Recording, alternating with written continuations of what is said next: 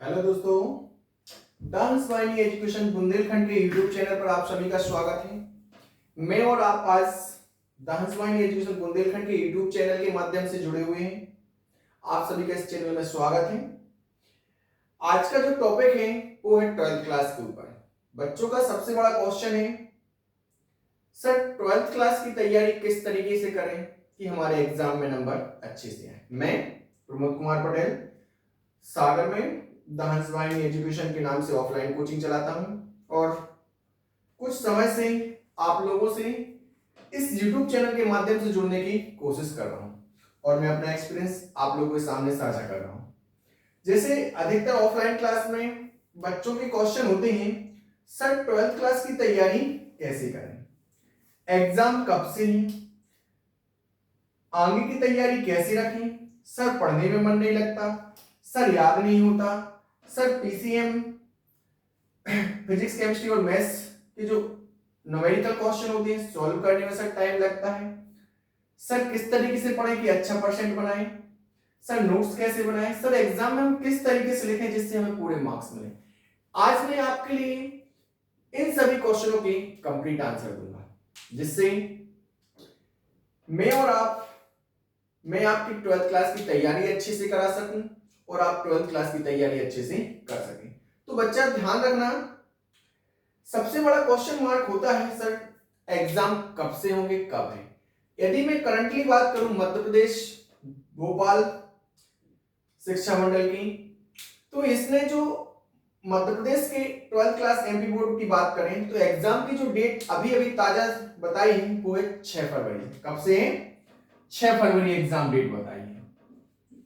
आप बच्चों वेबसाइट पर देख सकते हैं, इसका टाइम टेबल भी अपलोड कर दिया गया है। तो उस टाइम टेबल के अकॉर्डिंग मैंने वीडियो बनाने की कोशिश की है। तो एग्जाम है आपके 6 फरवरी से और आपको यही मान के चलना है कि आपके एग्जाम 6 फरवरी से ही हैं। आते टाइम एग्जाम मार्च में होते हैं कि फरवरी में होते हैं, ये चीज आपके सोचने या मेरे सोचने की बात नहीं है। वो मध्य प्रदेश एग्जाम मंडल के ऊपर डिपेंड करता है कि वो एग्जाम कब से लेंगे, लेकिन हाल में ही जो डेट दी है वो है आपकी 6 फरवरी। तो आपको 6 फरवरी के हिसाब से ही टारगेट फिक्स करके अपने एग्जाम की तैयारी करनी है। इसके बाद बात आती है सर पढ़ने में मन नहीं लगता। तो देखो भैया, ये आम बात है कि पढ़ने में मन नहीं लगता, ये डिपेंड करता है हमारे इंटरेस्ट के ऊपर। बच्चा पढ़ाई दो ही तरीके से होती है, एक तो शौक से, दूसरा खौफ से। तो बच्चा पढ़ने में इंटरेस्ट लाओ, आपके लिए पढ़ो, आप अपने पेरेंट्स के लिए पढ़ो, लेकिन पढ़ने में मन तो लगाना पड़ेगा। और पढ़ने में मन लगेगा यदि आपका टारगेट फिक्स है, आप पढ़ना चाहते हैं, तो अपने मन को थोड़ा सा कंट्रोल कीजिए और पढ़ने में टाइम दीजिए, तो आपके पढ़ने में भी मन लगेगा। इसके बाद बात आती है सर याद नहीं होता। याद ना होना और पढ़ने में मन ना लगने के दो पॉइंट सबसे आईएमपी हुए।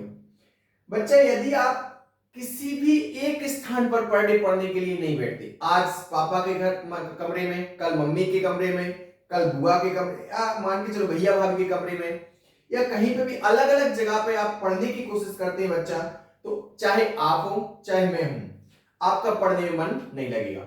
और साथ में आपके लिए जो आउटपुट के रूप में याद नहीं होता, ये भी सही बात है कि यदि आप स्थान बदलेंगे पढ़ने का तो 100% ना तो आपका पढ़ने में मन लगेगा, ना ही आपको याद होगा। तो एक बात है, मैं खुद का एक्सपीरियंस बता रहा हूं, एक बार 15 दिन के लिए आप अपना प्लेस, पढ़ने की जगह फिक्स कर दीजिए और टाइम फिक्स कर दीजिए कि इस टाइम पे आप पढ़ने के लिए बैठेंगे ही पढ़े। तो मैं गारंटी दे रहा हूं, मैं खुद का एक्सपीरियंस बता रहा हूं, 15 दिन में आपको पढ़ने में मजा भी आएगा और याद भी होगा और आउटपुट भी मिलेगा। इसके बाद बात आती है सर हम पीसीएम के जो न्यूमेरिकल क्वेश्चन होते हैं सर सॉल्व करने में टाइम लगता है। बच्चा ये जो सॉल्व करने की टाइम की बात आती है, ये डिपेंड करता है हमारी कैलकुलेशन के ऊपर।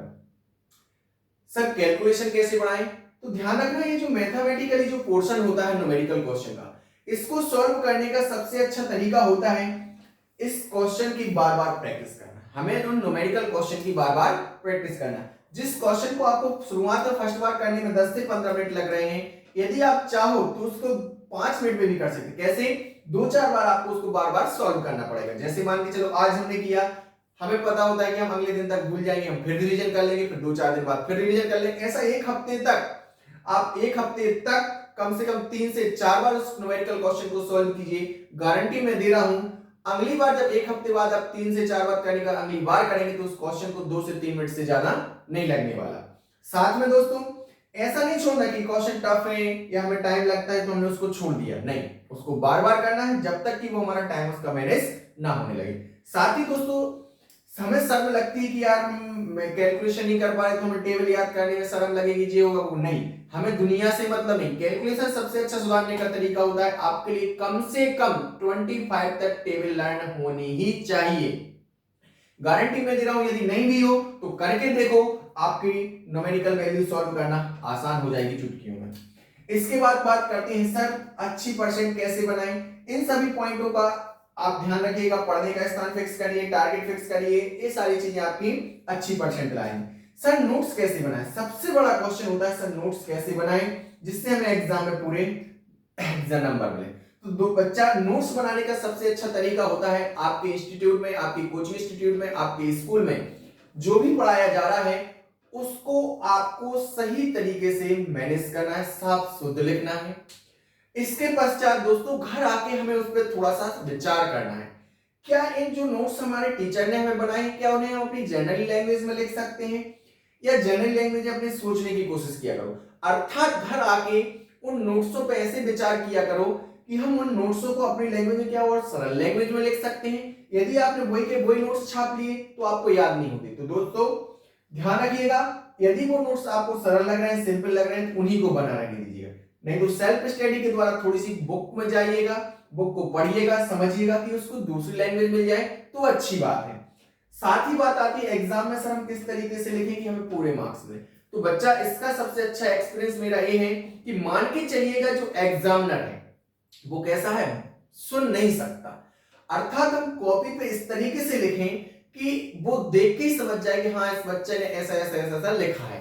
क्यों? क्योंकि यदि आपके लिए साउंड दिया जाए, इमेज ना दी जाए तो आपको समझ में नहीं आता, या मान के चलो इमेज दे दी साउंड ना दिया जाए तो भी समझ में नहीं आता। लेकिन हमें इस तरीके से लिखना होता है उस पे कि यदि व्यक्ति बहरा भी है, सुन नहीं सकता, तो इस तरीके से लिखे पॉइंट बाय पॉइंट कि हाँ बच्चे उसको सारा समझ में आ जाए। इन सभी क्वेश्चनों के आंसर आपके इन 5 पॉइंट में लिखते हैं, ध्यान से समझिएगा। फर्स्ट नंबर तो आपका समस्या का सॉल्यूशन फर्स्ट ये है कि बच्चा पढ़ने का स्थान फिक्स करो। जब तक आप पढ़ने का स्थान फिक्स नहीं करेंगे इन सभी क्वेश्चनों के आंसर आपको नहीं मिल सकते। तो ध्यान रखना, फर्स्ट नंबर आपके पढ़ने का स्थान फिक्स होना चाहिए। क्या होना चाहिए? पढ़ने का स्थान फिक्स होना चाहिए। सर पढ़ने के स्थान फिक्स करने से क्या होगा? आदत बनती है, एक समय बैठने की, एक स्थान पर बैठने से हमारी आदत बन जाती है कि उस स्थान को हम पसंद करने लगते हैं। तो फर्स्ट नंबर आपको क्या करना है? पढ़ने का स्थान फिक्स करना है। जैसे मान के चलो जहां पे भी हम पढ़ते हैं वहां पे हमें अपने बड़े बड़े अक्षरों में क्या करना है? अपने टारगेट को फिक्स करना है। क्या करना है बच्चा? टारगेट को फिक्स करना है कि कुछ हो जाए हमें 90% मार्क्स या जो भी आपका टारगेट है उसके अकॉर्डिंग आप अपने वहां पे चिपका लीजिएगा, जो आपको रोज देखे और हमें मोटिवेट करे कि हाँ आज से हम इस एग्जाम के लिए इतना परसेंट बनाने की तैयारी में लगे हुए हैं। साथ में दोस्तों आपके जो सब्जेक्ट हैं जैसे Hindi, English, physics, chemistry, maths या बायो, तो बच्चा इसका सिलेबस होना चाहिए आपके पास। क्या होना चाहिए? सिलेबस होना चाहिए। और इस सिलेबस के अकॉर्डिंग आपके सभी टॉपिक्स, साथ में उसके मार्क्स, आपके जहां पढ़ने का स्थान है उसके सामने चिपके होने चाहिए कि हिंदी में जे टॉपिक पढ़ना है, इंग्लिश में ये टॉपिक है, फिजिक्स में ये टॉपिक है, केमिस्ट्री में ये टॉपिक है, मैथ्स में ये टॉपिक है, और इस टॉपिक से इतने नंबर का आना है। आप जहां पर पढ़ने बैठते हैं उसके जस्ट सामने उनको चिपका लीजिए। ठीक, इसके पश्चात आप एक हाइलाइटर लीजिएगा, हाइलाइटर लीजिएगा और साथ में आप इस तरीके से मैनेज कीजिएगा। जैसे मान के चलो हिंदी का मैंने किया, ये हिंदी, हिंदी में मान लिया हमने 1 2 3 4 5 6 7 इस तरीके से मान के चलो 12 टॉपिक हैं। तो यहां पे उस हिंदी के साथ 2 कॉलम फिक्स कीजिए, एक नोट्स का और एक याद का, कि हाँ हमने टारगेट फिक्स किया कि हमें इतने एक हफ्ते में हिंदी, इंग्लिश, फिजिक्स, केमिस्ट्री में सभी के एक हफ्ते में एक एक टॉपिक के नोट्स कंप्लीट करना है। साथ में उसको याद करना है। तो बच्चा पहले आप क्या बनाएंगे, नोट्स। तो हिंदी के जैसे नोट्स बन गए तो उस पर टिक कर दिया नोट्स पे कि हाँ हमारे फर्स्ट चैप्टर के नोट्स क्या हो गए, कंप्लीट। 3 दिन हो गए।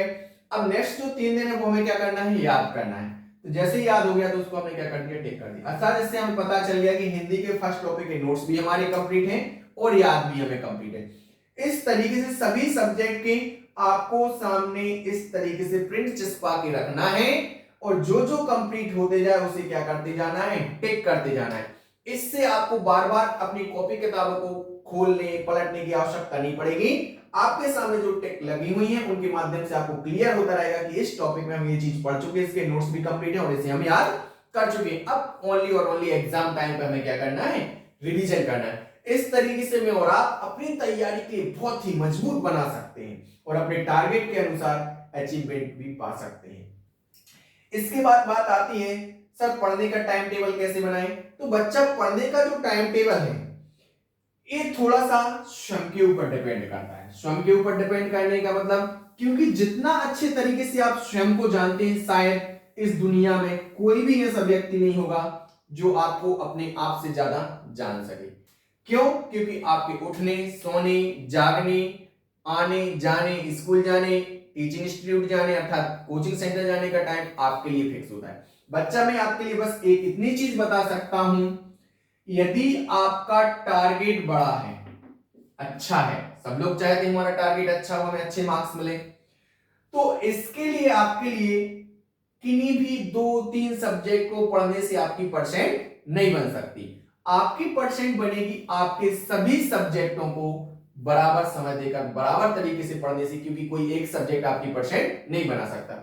मान के चलो 12th में आपके 5 सब्जेक्ट, कितने सब्जेक्ट हैं, 5।